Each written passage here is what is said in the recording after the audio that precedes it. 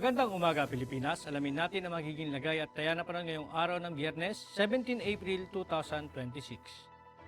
Para sa ating synoptic situation, ang ating minomonitor ngang bagyo na si Typhoon Sinlaku sa labas ng ating Philippine Area of Responsibility ay huling namataan kaninang alas 3 ng umaga sa layong 2,485 km silangang bahagi ng extreme northern Luzon. Ito may taglay na hangin na 140 km per hour malapit sa gitna at may pagbugso na umaabot ng 170 km per hour. Ito'y kumikilos north-northeastward sa bilis na 15 km per hour.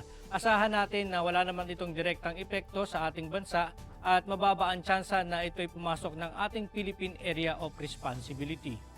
Ngunit patuloy namang nakakaapekto ang extension ng Ridge of High Pressure Area sa Northern Luzon.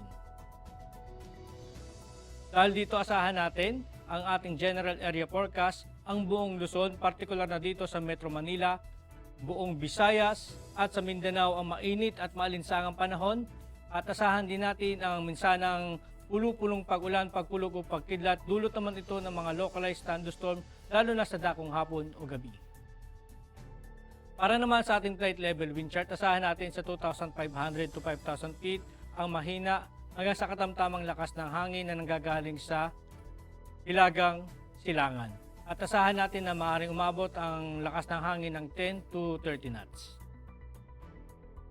Samantala, habang tumataas ang altitude, asahan natin dito sa 10,000 to 18,000 feet ang katamtaman hanggang malakas na hangin na maaaring umaabot ng 20 hanggang 50 knots. Ay manggagaling sa hilagang silangan hanggang sa silangan.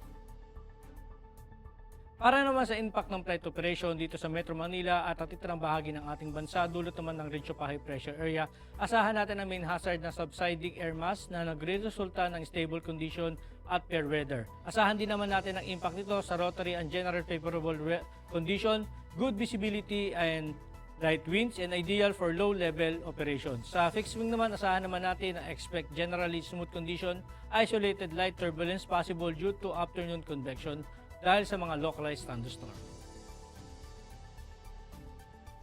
Ang araw ay sumikat kaninang 0541 at lulubog mamayang 1810.